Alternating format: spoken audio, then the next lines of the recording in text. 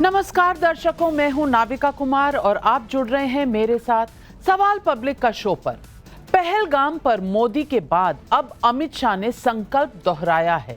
कहा कि आतंकवाद को चुन चुन कर खत्म करेंगे, बदला लेंगे, लेकिन आम लोग के दिमाग में जो सवाल है वो ये है कि कब लेंगे बदला।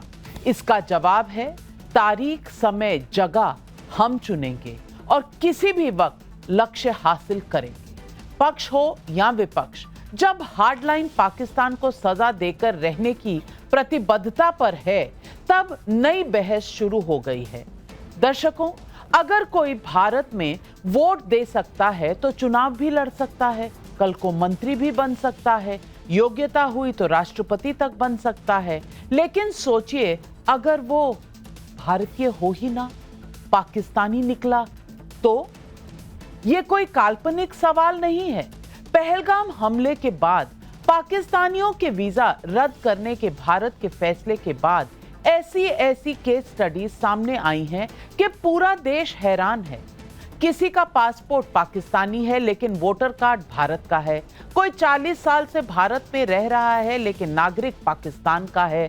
पति सीआरपीएफ जवान है, पत्नी पाकिस्तानी है। पाकिस्तानी होकर जेएंडके पुलिस में नौकरी चल रही है।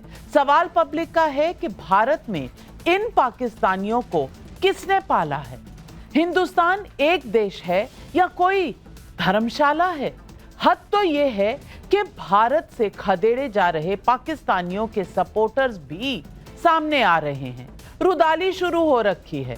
फारूक अब्दुल्ला कह रहे हैं कि ये कार्रवाई इंसानियत के खिलाफ है। इंडियन यूनियन मुस्लिम लीग का कहना है कि ऐसे पाकिस्तानियों पर दुश्मनों जैसी कार्रवाई गलत है। महबूबा मुफ्ती का सवाल है, जो यहाँ 30-40 साल से रह रहा है वो इस उम्र में जाएगा कहाँ?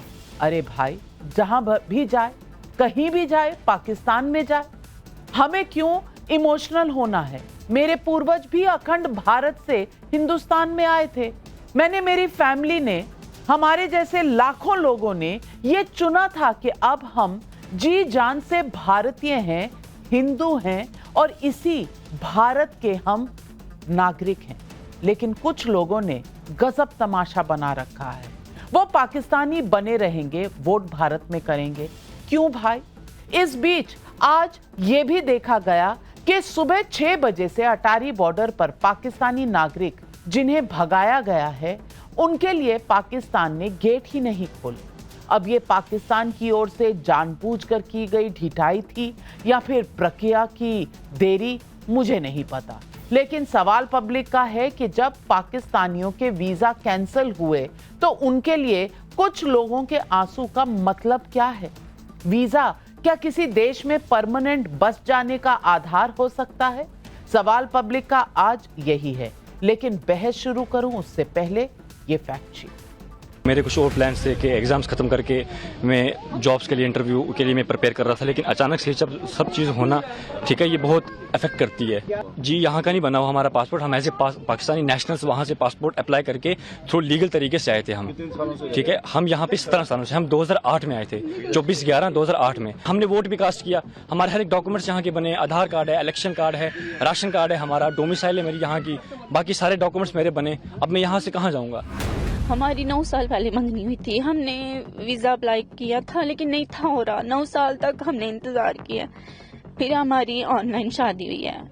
मेरी फुफ्फो के बेटे हैं, मतलब बुआ के बेटे हैं मेरी। 2 माह हुए हैं मुझे आए हुए और ये एकदम से ऐसे कह रहे हैं। मैं सितंबर में आई थी 1.5 महीने की वीज़ा पर, यहाँ अपने मामू के घर होने, तो उनके मतलब शादी हो गई फिर मेरी। और 6 महीने के लिए मैंने नूरी वीज़ा के लिए अप्लाई किया था पर मुझे दिया नहीं गया। हाँ, शादी इधर हुई है, रहती पाकिस्तान में। मेरे पति पुलिस में 27 साल सर्विस हो गई। क्या नाम है? इफ्तिखार अली। वो पुलिस में है, उनको भी कहा कि वापस जाओ? उन्हीं को कहा, हमें नहीं कहा। पाकिस्तानियों को वीजा मिला था, परमानेंट बसने की छूट नहीं। और गजब तो ये है कि इनके नाम पर आंसू बहाने वाले भी हैं। जहाँ तक मेरा इंसानियत का सवाल है, ये ऐसा कार्रवाई बेहतर नहीं है। ये इंसानियत के खिलाफ है। वो यहाँ 70 साल से रह रही थी या 25 साल से रह रही थी या 5 साल से रह रही थी, वो यहाँ थे, उसके बच्चे यहाँ थे, पढ़ते थे। उन्हें हिंदुस्तान को कोई जख्म नहीं दिया, बल्कि हिंदुस्तान को कबूल किया। तो इससे कोई नतीजे अच्छे नहीं होते। जो लोग यहाँ बाहर से आए हुए हैं, पाकिस्तान से आए हुए, तो उसमें कोई ऐसे लोग हैं, ऐसी औरतें हैं जिनकी शादी 30 साल 40 साल पहले हुई है, या मतलब जिनके बच्चे हैं, ग्रैंड चिल्ड्रन हैं, उनका घर तो हिंदुस्तान है, वो तो अपने आप को हिंदुस्तानी समझते हैं, वो इस वक्त इस उम्र में कहाँ जाएंगे। बगैर तहकीकात के आपने पाकिस्तान का नाम लिया। पाकिस्तान के नागरिकों के जिस तरह मामले में, तो नागरिकों का इसमें क्या दोष है भाई? यहाँ जो पाकिस्तान के नागरिक मुसलमान यहाँ आते हैं, ज़्यादा उसमें सब मुसलमान होते हैं। जो यहाँ के नागरिक पाकिस्तान जाते हैं वो सब मुसलमान होते हैं। वो आपस में रिश्तेदार हैं, भाई भाई हैं, सगे भाई हैं, सगी बहन हैं, क्या नाम, और भतीजे हैं, भांजे हैं। वो लोग हैं, उनके ऊपर बिल्कुल दुश्मनों जैसी कार्रवाई करना, मैं इसको उचित नहीं समझता, बहुत गलत समझता हूँ। हालांकि अब की बार मोदी सरकार की पाकिस्तान पॉलिसी बिल्कुल भी रियायत देने की नहीं। न जल्द समझौता वापस होगा, न पाकिस्तानियों का वीजा वापस मिलेगा, और पहलगाम का दंड तो मिलकर ही रहेगा।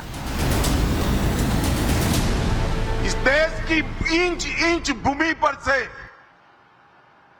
आतंकवाद को मूल समेत उखाड़ने का हमारा संकल्प है, और वो सिद्ध होकर रहेगा।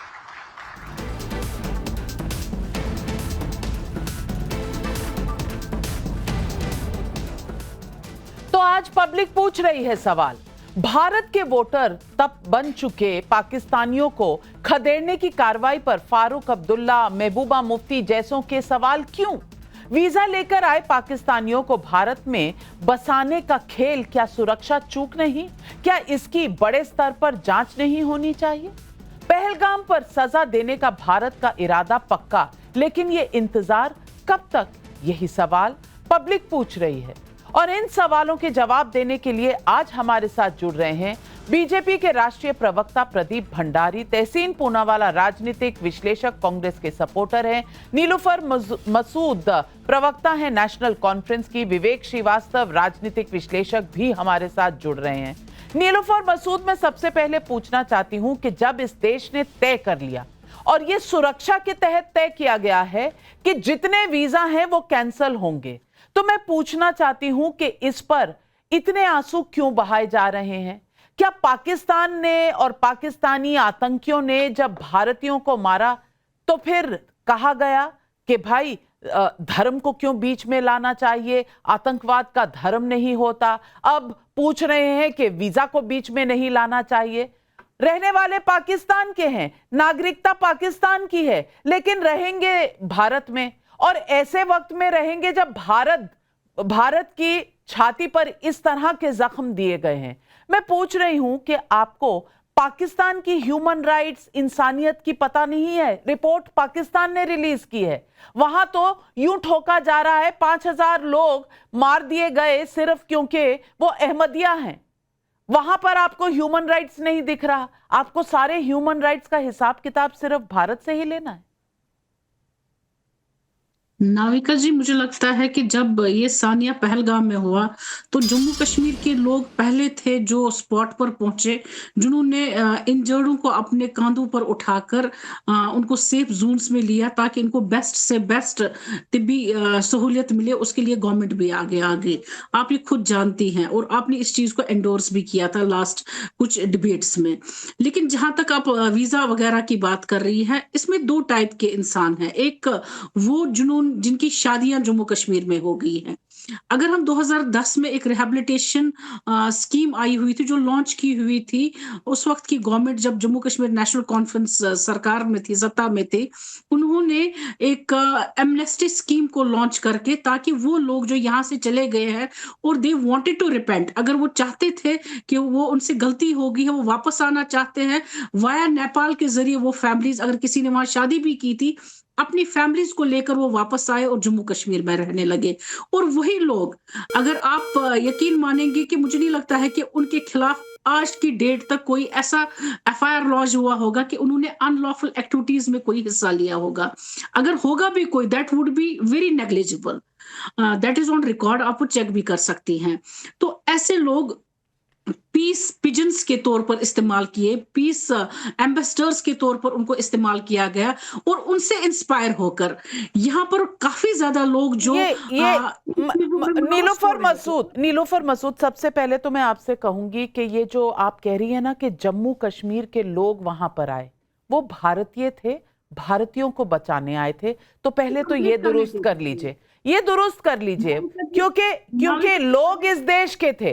दूसरी बात, आपने कहा ये पीस डव्स हैं, चलिए पीस डव्स हैं, लेकिन कागज तो होने चाहिए ना। मैं आज जाकर पाकिस्तान में रहना चाहूं, बल्कि मेरा परिवार तो अखंड भारत का हिस्सा था, वहां से जब निकला तो मुड़कर पीछे देखने नहीं दिया किसी ने, ना कोई माल, ना कोई जायदाद वहां से कुछ मिला, सब जला दिया गया, सब लूट लिया गया।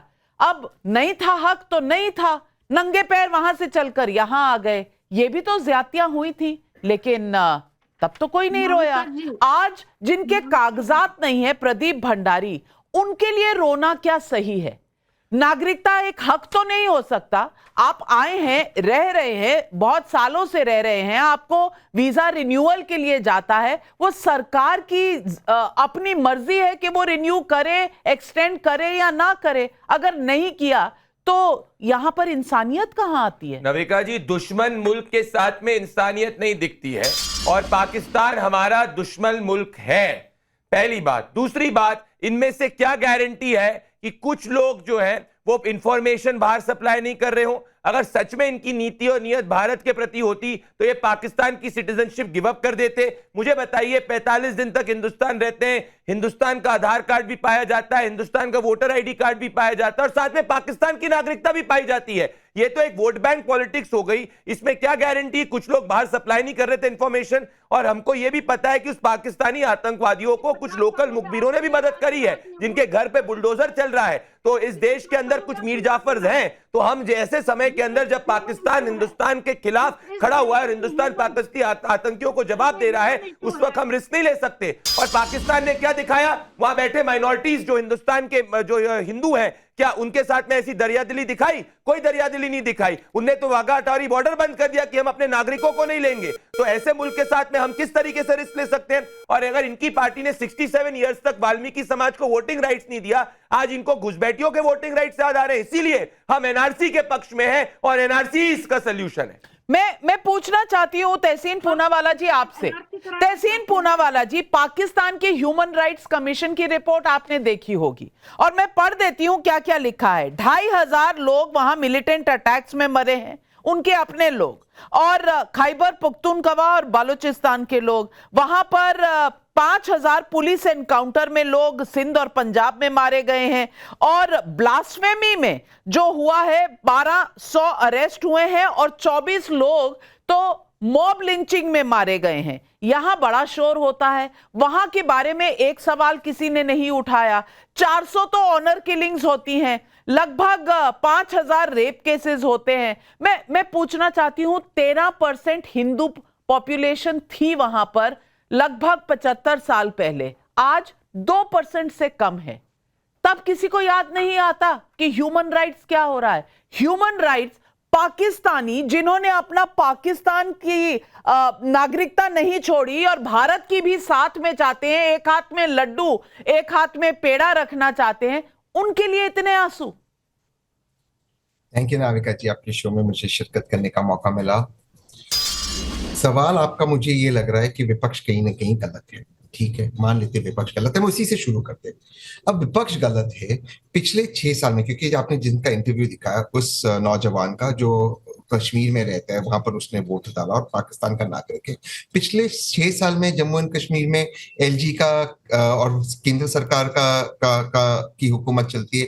उसके अलावा पिछले 11 साल से यहाँ पर जो केंद्र में भाजपा की सरकार है, और अन्य जगहों पर, क्योंकि कई जगहों से विजुअल्स आ रहे हैं, मैंने गुजरात के विजुअल्स पढ़े, वहां पे तो 20 साल से भाजपा की सरकार है। तो ये आधार कार्ड वाला जो जुमला दिया जाता है कि ये स्टेट गवर्नमेंट का है, वहां से हम पाकिस्तान के नागरिक को निकाले, तो 20 साल से कौन सी सरकारें थी? तो क्या भाजपा पाकिस्तान के साथ इन्वॉल्व थी, किन नागरिकों को अलाउ कर रही थी? सबसे पहली बात ये सवाल है। तो सवाल भाजपा से और केंद्र सरकार से पूछना चाहिए।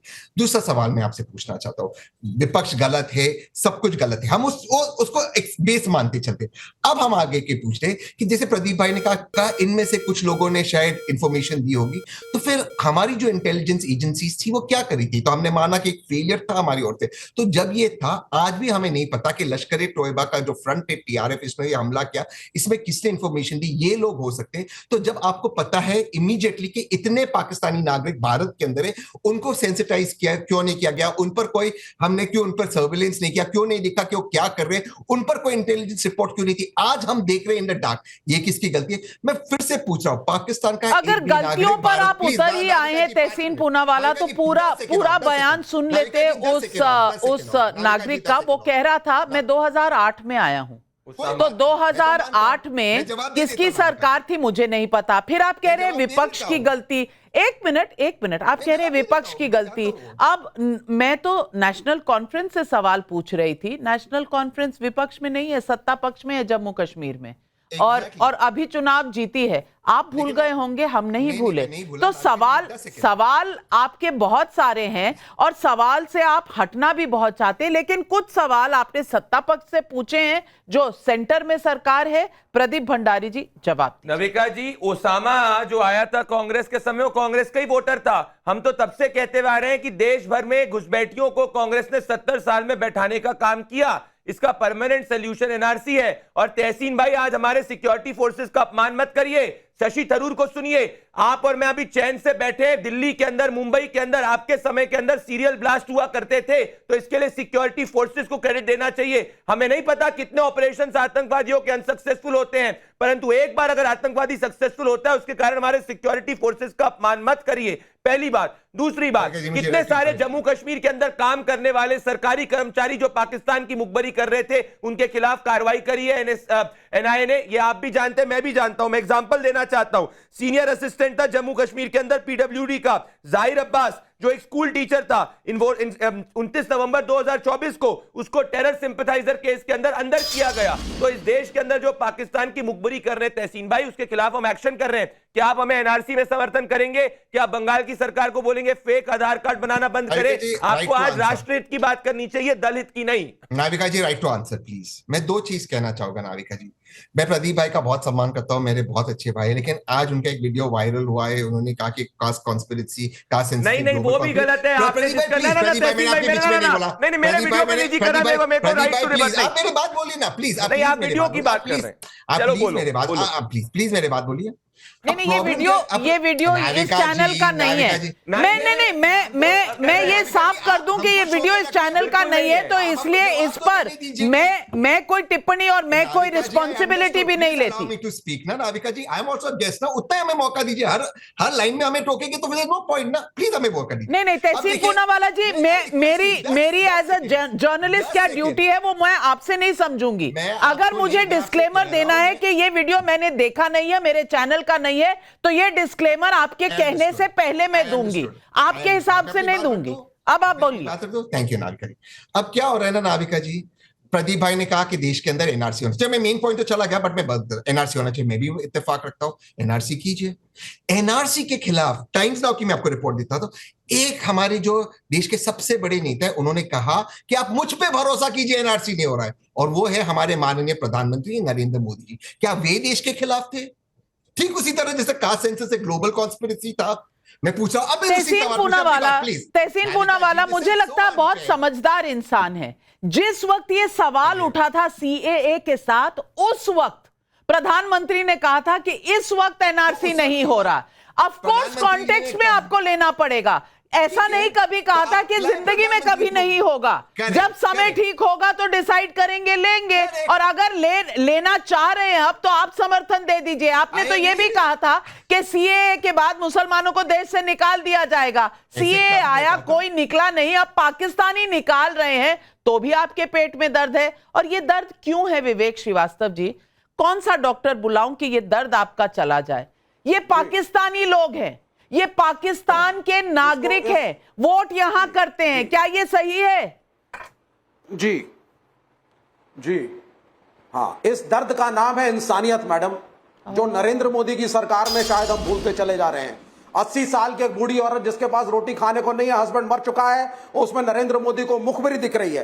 5 साल के बच्चे, 3 साल के बच्चे, बेवा औरतें, ये सब वहां बॉर्डर पे इकट्ठे हो गए बिना खाना पानी के, इसमें आपको मुखबिर दिख रहे हैं। ये सिर्फ सॉफ्ट टारगेट्स हैं जिनको करने में सरकार को बड़ा मजा आ रहा है और हम इस समर्थन में नहीं है। हमारे हिसाब से इनको वापस भेजिए जहां ये थे, और आपको अगर एक्शन लेना था आप 10 साल में सिस्टमैटिकली लेते। ये झटके में उठा करके रिलोकेट कर देना लोगों को, ये ना मानवता है और ये ह्यूमन राइट्स के खिलाफ है। आप दूसरी बात आप सुनिए, आप उसको टारगेट करिए जिसने आपको हर्ट किया है। एक भी आतंकी कैंप कहां पर है आपके पास इंफॉर्मेशन है ही नहीं। आप लीडर ऑफ अपोजिशन को कॉन्फिडेंस में लेते नहीं है, उनको टारगेट करने का आप प्लान नहीं बनाते।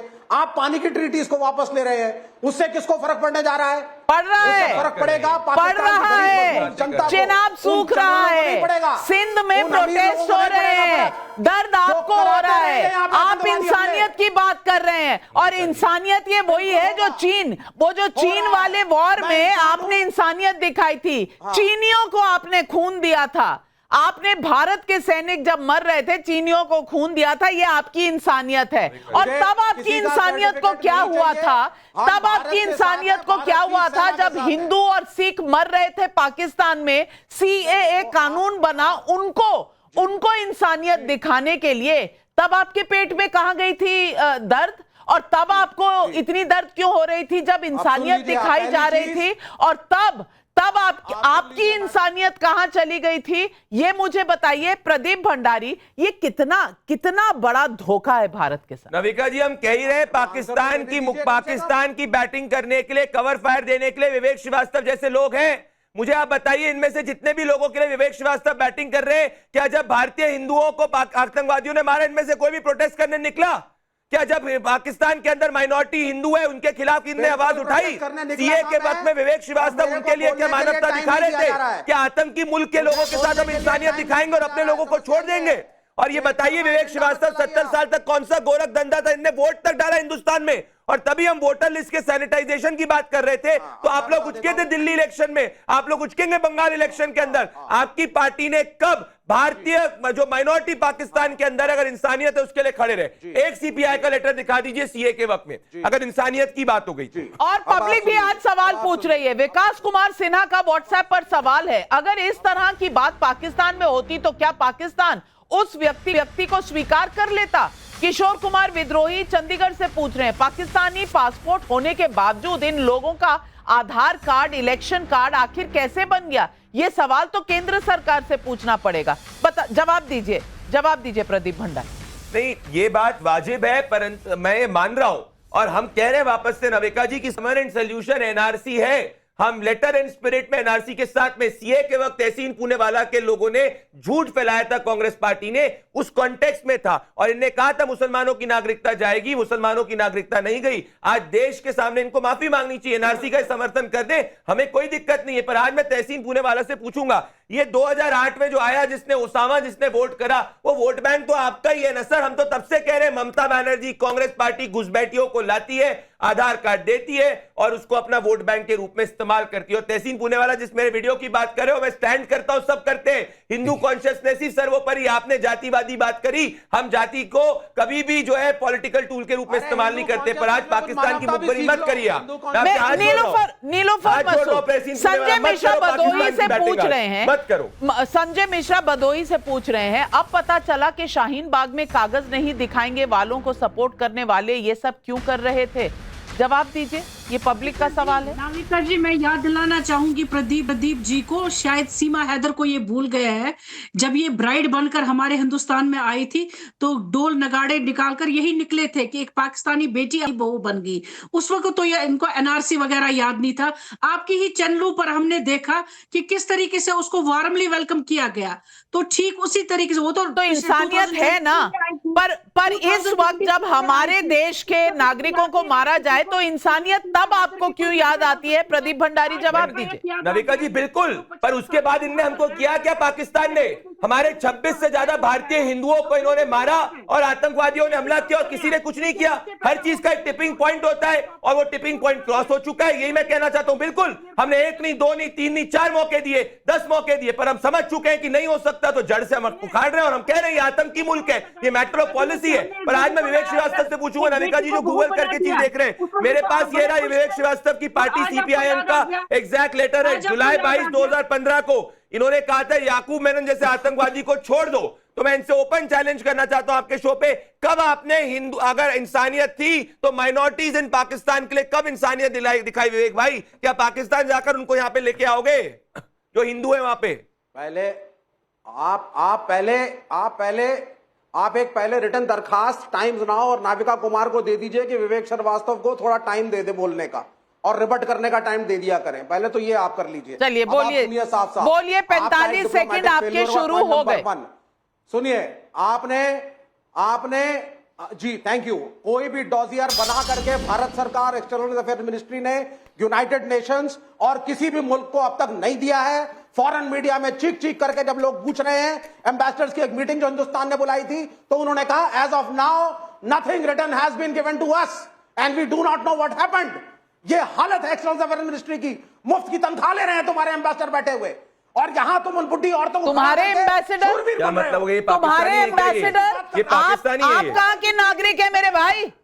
विवेक श्रीवास्तव जी कहां के नागरिक हैं? आप कहां के नागरिक हैं? भारत के? खाएंगे यहाँ, रहेंगे यहाँ। पाकिस्तान जाके रह लीजिए ना, पाकिस्तान जाके रह लीजिए। वहां लोगों को खाना नहीं मिल रहा, बिजली नहीं मिल रही, आटा नहीं मिल रहा, वहां पर पानी भी नहीं मिल रहा। किस तरह की बात कह रहे हैं? आपके एम्बेसडर आप किस देश से आते हैं? आप किस देश से आते हैं? ये इनका हो गया, ये बैठ गए अंदर गद्दार जो बैठे हैं आपके शो के सामने। नविका जी, हमारे एम्बेसडर्स को, तुम्हारे एम्बेसडर, तुम्हारी तनख्वाह, मुझे लगा आसिफ मुनीर का प्रवक्ता बात कर रहा है। मुल्क ने भारत का समर्थन नहीं किया, ये पहली चीज है। अरे क्या बात कर रहे हो? किसी एक मुल्क ने पाकिस्तान का समर्थन नहीं किया है। हम नहीं देंगे डॉजियर किसी को भी। यूएन का इसमें कोई लेना देना नहीं है। भारत अपने आप निपटेगा पाकिस्तान से। नेहरू जी वाली गलती नहीं करनी हमें। तहसीन पूनावाला, आपकी क्या राय है? विवेक श्रीवास्तव जब कह रहे हैं आपके एम्बेसडर तनख्वाह ले रहे हैं, क्या आप इनके साथ समर्थक हैं इस टोनालिटी के? आपको लग रहा है कि ये एक भारतीय नागरिक बैठा है यहाँ?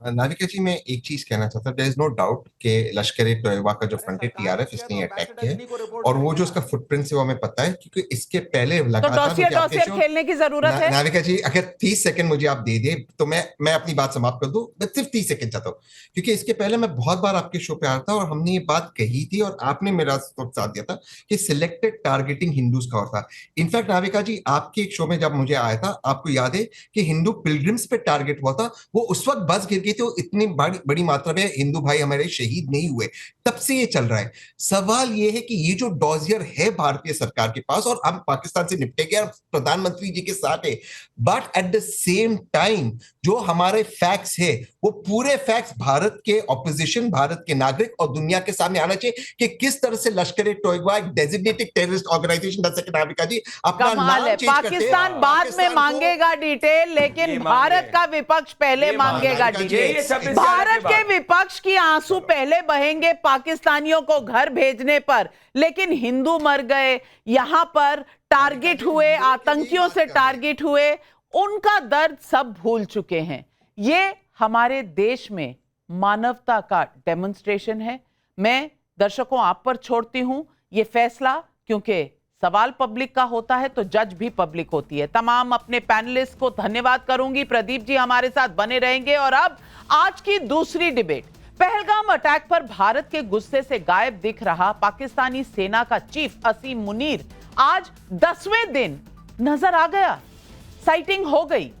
पाकिस्तानी रेंजरों के सामने उसने पाकिस्तान के सैन्य तैयारियों की डींग भी हाँकी। हालांकि भारत के एक्शन की संभावनाओं के बीच पाकिस्तान में एक और चर्चा छिड़ गई है। क्या भारत के बदले से पाकिस्तान में तख्तापलट भी हो सकता है? क्या इसका भी कहीं पर वहम आ गया है? दरअसल बीते दिनों में अस्पताल में भर्ती रहे शहबाज शरीफ आज पाकिस्तान के राष्ट्रपति आसिफ अली जरदारी से मिलने गए। आधिकारिक तौर पर यही कहा गया कि पहलगाम के मद्देनजर बने हालात पर चर्चा हुई, लेकिन आसिम मुनीर को जिस दिन एक्शन में देखा गया उसी दिन शहबाज शरीफ का सक्रिय होना पाकिस्तान पर नजर रखने वालों को चौकन्ना कर रहा है। आपको याद दिला दूं कि 1999 में कारगिल युद्ध के समय सेना प्रमुख रहे परवेज मुशर्रफ ने भी कुछ महीनों बाद ही उस समय की नवाज शरीफ सरकार का तख्ता पलट कर दिया था। सवाल पब्लिक का है कि भारत के बदले से पहले पाकिस्तान में तख्ता पलट की खबरें धुआं है या आग भी लगी हुई है, यही सवाल पब्लिक पूछ रही है। और इन सवालों के जवाब देने के लिए प्रदीप भंडारी हमारे साथ हैं और जुड़ रहे हैं major Gaurav Arya, strategic affairs के विशेषज्ञ, ब्रिगेडियर वकार खान, पाकिस्तानी डिफेंस एनालिस्ट, उज़मा करदार, नेता PMLN। गौरव आर्या जी, सबसे पहले तो मैं आपसे पूछूंगी, ये तख्ता पलट की बात में आपको कोई दम नजर आ रहा है? बल्कि आज आसिफ मुनीर बाहर आ गए, बहुत दिनों से दूरबीन लेकर आप खोज भी रहे थे, दिख नहीं रहे थे। आज तो जिस टैंक पर है उस टैंक पर भी 4 स्टार लगे हुए हैं। ये नए तरीके की जो तस्वीरें आ रही हैं, ये क्या है? सच्ची है, AI वाली है, ये मामला है क्या? तस्वीरें तो सच्ची है नाविका जी, बहुत बहुत धन्यवाद अपनी शो में बुलाने के लिए। तस्वीरों में तो ऐसा कुछ नहीं है कि AI की है, लेकिन 2-3 बातें बता दूं मैं। ये तो मैंने नहीं देखा कि टैंक में कभी 4 star. 4 star means in the Indian and Pakistani context chief of army staff, right? हमारे यहाँ CDS, पाकिस्तान में जॉइंट चीफ्स, ये सब 4 स्टार जनरल होते हैं, और नेवी चीफ, एयर चीफ। तो ये गाड़ियों में लगता है, SUVs में लगता है, टैंक में मैंने पहली बार देखा है। जहां तक AI की बात है, AI की बात तो मैं नहीं कह सकता, लेकिन अगर मैंने वो फोटोग्राफ देखी बड़ी closely and I was surprise, पूरे टैंक में मट्टी लगी है जैसे कि अभी ऑपरेशनली डिप्लॉयड है, लेकिन वो जो स्टार प्लेट है वो तो भाई साहब स्टार प्लेट वो चमक रही है। स्टार प्लेट उसमें ये किसी ने ACR के चक्कर में कर दिया है, किसी लोकल कमांडर ने, बेचारे आसिम मुनीर एम्बुश हो गए। Somebody has done it, a local level commander, a brigade commander or div commander. After all, it's a big deal if the chief comes.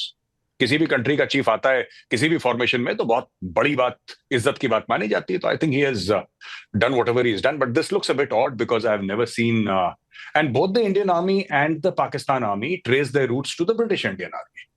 ठीक है नाविका, इनके कस्टम्स और ट्रेडिशंस बीच में थोड़े से बदल गए हैं आफ्टर जियाउल हक। जियाउल हक के समय तक लगभग 90% यही ट्रेडिशंस और यही कस्टम्स हुआ करते थे, पाकिस्तान फौज के भी और इंडियन आर्मी के भी। फिर उसके बाद डाइवर्जेंस हो गया बहुत ज्यादा, वो इस्लामिज्म बहुत ज्यादा लिया है जियाउल हक। लेकिन हैविंग सेड दैट, ये जो टैंक के ऊपर stars in this I have never scene. ये दिखाता क्या है? दर्शक समझना चाह रहे हैं कि इसका मतलब क्या है, कि सिर्फ ACR का मामला है? ये थोड़ी सी एप्पल पॉलिशिंग है, थोड़ी सी चापलूसी है। लोकल कमांडर ब्रिगेडियर वकार खान, चापलूसी? ये थोड़ा सा और कुछ चापलूसी उस वक्त जब 10 दिन बाद आज आर्मी चीफ आसिम मुनीर नजर आए हैं। जी अगर आप मुझे इजाजत देंगी प्रॉपर बात करने की, इंटरप्शन नहीं होगी तो फिर मैं अपने पॉइंट्स रखता हूँ। आपसे पूछ रहा हूँ, आपने मेरे से पूछा। नहीं, वो मोहतरमा जो बोल रही थी वो उज़मा करदार थी, मैं आपको इंटरप्ट नहीं कर रही, वो कर रही हैं। नहीं आई थॉट आपने मुझसे पूछा, इनको बात करने दें, कोई मसला नहीं। सेटल हो गया, पाकिस्तान में सेटल हो गया। अब आप ब्रिगेडियर साहब बोलें। जी एक तो मैं खुद अमट कोर से हूँ और मेरी यूनिट में 17 पूना हॉर्स का जो टैंक है CO का वो खड़ा हुआ है। 65 में हमने मारा था। And we come from a very proud armoured corps, जो प्राइड ऑफ पाकिस्तान है। और ये एक ट्रेडिशन है, जब चीफ हो या GOC आए या कोर कमांडर, ये हमारी ट्रेडिशन है, आज की नहीं है, कुछ 30-40 साल से है। वी डिस्प्लेड वेरी ओपनली कि जिसने आना है आकर देख लो। यहाँ से एक आई थिंक बड़ा लाउड, ये 4 शेर आपको नजर आ रहे हैं टैंक के ऊपर, जिसमें शायद फॉर्मेशन कमांडर्स भी होंगे, आई नॉट डिस्क्लोज इट। मैसेज ये है बड़ा क्लियर, ही हमारी स्ट्राइक कोर की एक्सरसाइज हो रही है हैमर शील्ड, जिसका मतलब है कि इस दफा लास्ट टाइम तो सिर्फ एयरफोर्स जलील हुई थी आपकी, जब अभिनंदन को पकड़ेगा, तो इस बार तीनों सबसे जलील होने जा रही हैं। और आर्मी की स्ट्राइक कोर का बड़ा क्लियर मैसेज है कि अभी नजर जो है परमंडल रेंज पे है, जम्मू पे है, वी हैव नजर on Pathankot, we have eyes on Srinagar. तो जरा ध्यान रखिएगा। So this is just the start, fireworks की होने हैं। श्रीनगर पर नजर है। Gaurav Arya ji, major Gaurav Arya. 17 Poona horse one of the rare regiments of the Indian army है। ये बैटल ऑफ बड़ा पिंड, जिसको पाकिस्तानी कहते हैं, हम लोग बैटल ऑफ चाविंडा कहते हैं। ठीक है, हम भी चाविंडा कहते हैं। हाँ जी मैं समझ रहा हूँ sir, I am just giving you the reference. और हमारे पास भी पाकिस्तानी सीओ का टैंक पड़ा हुआ है, और जहां पे पूना हॉर्स जाती है, कुछ साल पहले मेरठ में थी, और जहां पे जाती है और टैंक लेकर आती है, इनके क्वार्टर गार्ड में वो टैंक लगाया जाता है। तो सब टैंकों की बात ना करें, ठीक है। और 71 और ये सब क्या हुआ था 71 में, there is no point in repeating it, brigadier साहब। Now I will tell you, ये जो स्ट्राइक कोर है, you will be surprised and Abhinandan and all that, sir ये ड्रामे बहुत पुराने हो गए हैं। मैं फिर वही चीज रिपीट करता हूं, हर रोज आप आए हैं, पहली बार मैं आपसे मिला हूं, सो मैं आपको फिर वही बात रिपीट करता हूं जो हर पाकिस्तानी पैनलिस्ट को, जो कि अभिनंदन का नाम लेता है, मैं आपको रिपीट कर देता हूं कि एक चाय के पीछे इतना बवेला खड़ा कर दिया आपने। 93,000 आपके फौजियों को 3 साल बैठ के खाना खिलाया था। Johnny Walker black label general Niazi को, please allow me to complete, I did not interrupt brigadier when you were talking, I hope you will extend the same courtesy to me now. Okay, ये जो बात है कि अभिनंदन को चाय पिलाई 93,000 फौजियों को हमने 3 साल खाना खिलाया। जॉनी वॉकर ब्लैक लेबल के शौकीन थे। The finest of scotch was provided to general A K Niazi. और गोल्फ खेलने के बड़े शौकीन, खेला गोल्फ कोर्स खाली कर दिया, सिनेमा हॉल, पाकीज़ा फिल्म मैं आपको बता दूं, बड़े शौक से उन्होंने मीना कुमारी की फिल्म देखी, कई बार देखी, सब दिखाए भी, तो हमने आज तक मेंशन नहीं करा।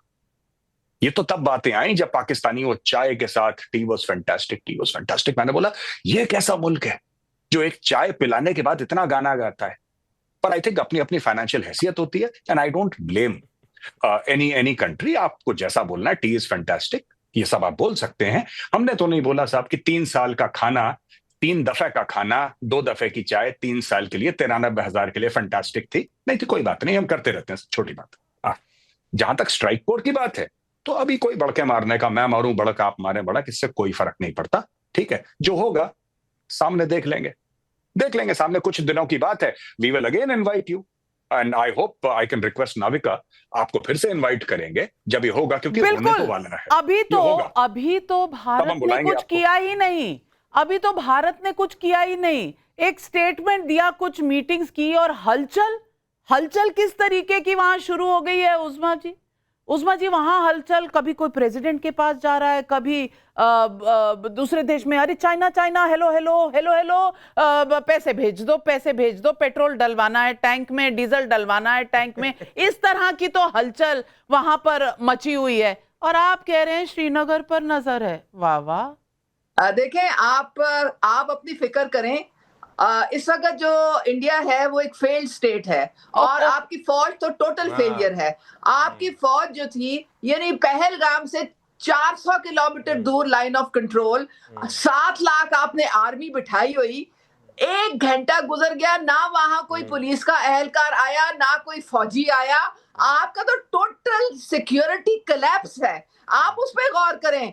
आसिफ मुनीर साहब जो हैं, वो अब आपको सबक सिखाने के लिए आप मैदान में उतर आए। आसिफ मुनीर साहब को पूछ लो पश्तून की पुलिस उन्हें क्या कह रही है। आसिफ मुनीर साहब को पूछ लो, पश्तून की पुलिस कह रही है आपके आर्मी चीफ को रखते हैं जूते की नोक पे। आप हमें फेल्ड स्टेट बता रही हैं। ये फेल्ड स्टेट कैसा होता है, पाकिस्तान जैसा होता है, इन्हें बता दें मोहतरमा को। हर चूहे को लगता है कि वो शेर बन जाएगा।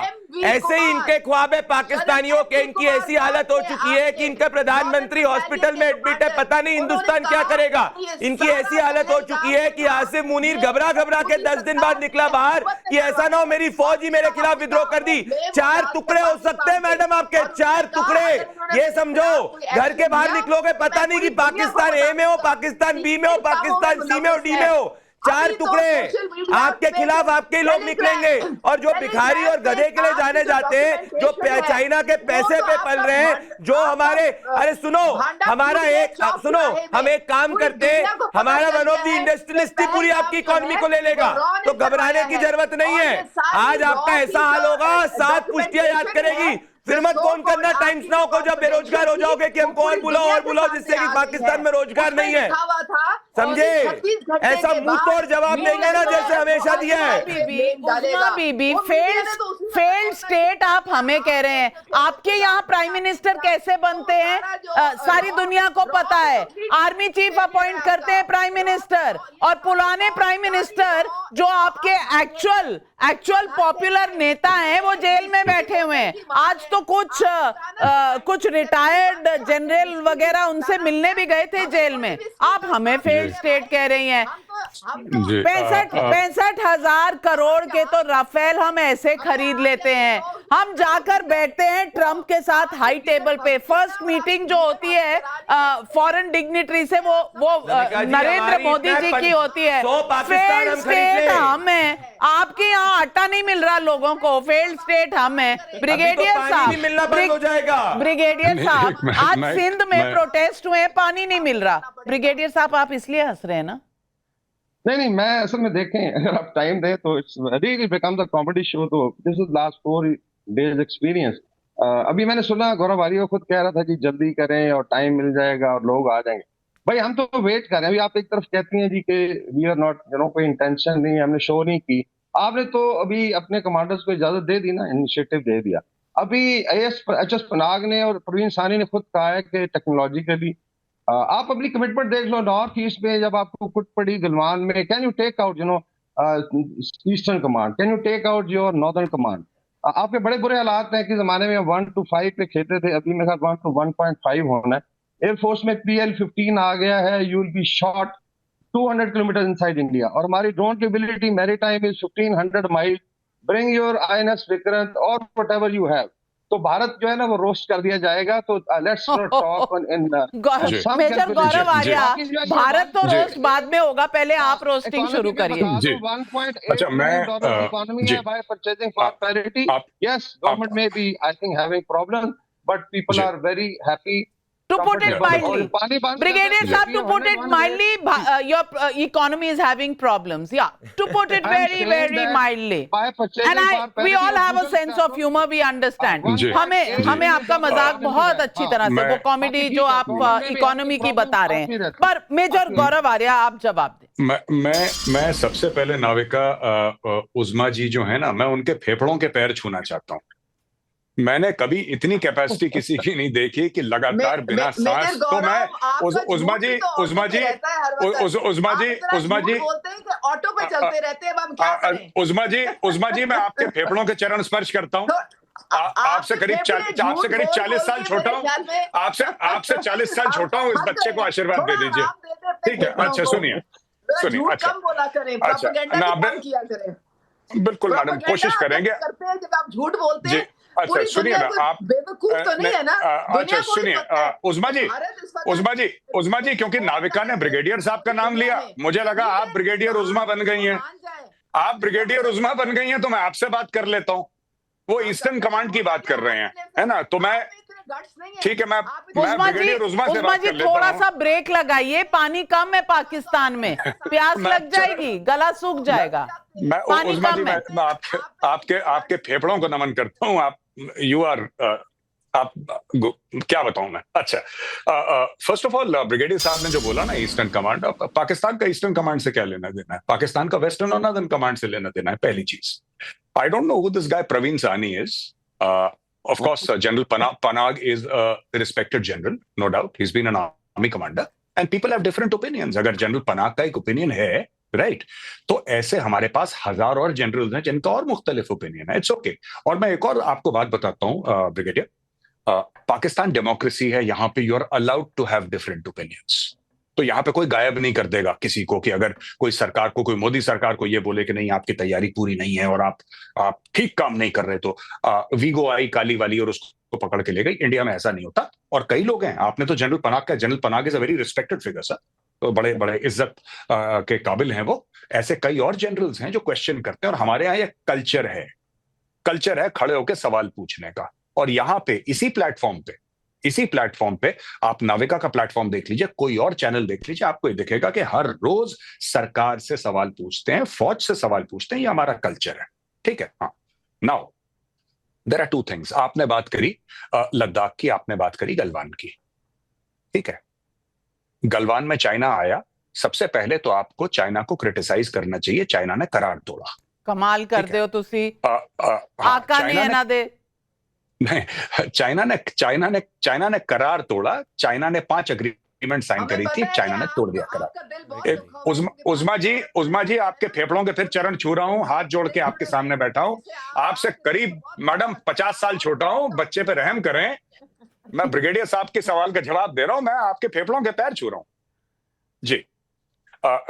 आपका जनरल M.V. कुमार है, उसने क्या कहा मेजर साहब, उसने कहा कि आपने मेरे खिलाफ कोई एक्शन लिया तो मैं बता दूंगा कि आपकी इंडियन गवर्नमेंट ने कितनी एक्स्ट्रा जुडिशियल किलिंग्स की हैं। अच्छा उस्मा जी, मैं आपको पाकिस्तान की ह्यूमन राइट्स कमीशन की रिपोर्ट भिजवा देती हूँ, आप पहले उसे पढ़ लें, फिर हम इस पर अलग से डिबेट कर लेंगे। लेकिन गौरव आर्या अब आप तोप और जो भी चलाना है वो चला लीजिए, जल्दी से चला लीजिए।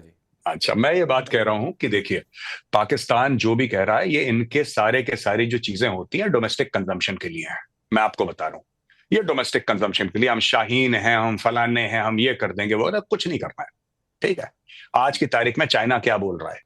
ब्रिगेडियर ने बोला चाइना, आज की तारीख में चाइना हट गया, जो पुरानी पोजीशन थी उसके पार चला गया China, and we have back to the same position. पहली चीज। दूसरी चीज, चाइना अंदर आना चाह रहा था, चाइना को रोक दिया। तीसरी चीज, चाइना ने झूठ बोला, चाइना के इतने बंदे मारे, 1 साल के बाद चाइना के तो 4 मरे थे। रशिया की रिपोर्ट आ गई, Russian intelligence and CIA says more than 40 Chinese were killed, they are hiding।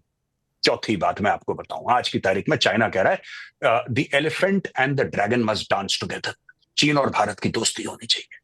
आ जाओ मोदी जी, आ जाओ SCO समिट में, आ जाओ, बताओ, बैलेंस ऑफ ट्रेड का मामला है, बातचीत कर लेते हैं। तो किस दुनिया में आप लोग रहते हैं? और चाइना, जो आप कहते हैं ना चाइना बड़ा दोस्त है, चाइना बड़ा दोस्त है, कोई दोस्त नहीं होता किसी का, कोई दोस्त नहीं होता। सब डॉलर का खेल है। आप जितना डॉलर दे सकते हैं उतना वो आपका दोस्त होता है। दोस्त दुश्मनी है। लव अफेयर और फॉरेन अफेयर के बीच में कब आप लोग फर्क जान पाएंगे पाकिस्तान में? लेकिन डॉलर इनके पास कहाँ है? डॉलर मांगने तो इन्हें IMF को जाना है, 9 तारीख को इन्होंने डूना लेके जाना उत्थे। प्रदीप भंडारी, उस्मा जी की दिक्कत क्या है? उस्मा जी की दिक्कत ये है कि इनके जनरल्स ने तो डॉलर कब्जा कर लिए, अपने बच्चों के फ्लाइट के टिकट्स बाहर करवा दिए। इनके पास में, इनके बैंक लॉकर में डॉलर नहीं, क्योंकि पाकिस्तानी करेंसी या तो टिश्यू पेपर है या टॉयलेट पेपर है। तो ये समझ नहीं पा रही, इसीलिए इतना फड़फड़ा रही है आज। घबराइए मत madam, tissue paper, toilet paper में आप किसी जनरल के वहां डाका डाल लो, थोड़ा डॉलर आपको भी मिल जाएगा पाकिस्तान से भागने के लिए। इसीलिए आज इतना फड़फड़ा रही है, क्योंकि इनको पता है 1 नहीं, 2 नहीं, 3 नहीं, 4 कुछ भी हो सकता है। उस्मा जी, जरूरी नहीं है एक पाकिस्तान में रहो।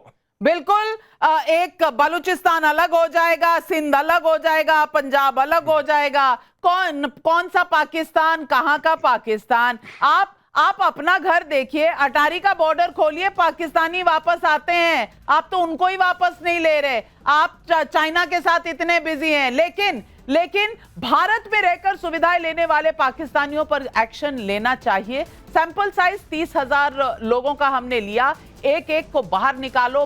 92% लोग कहते हैं संयम से काम लेना चाहिए, 7% कह नहीं सकते, 1%।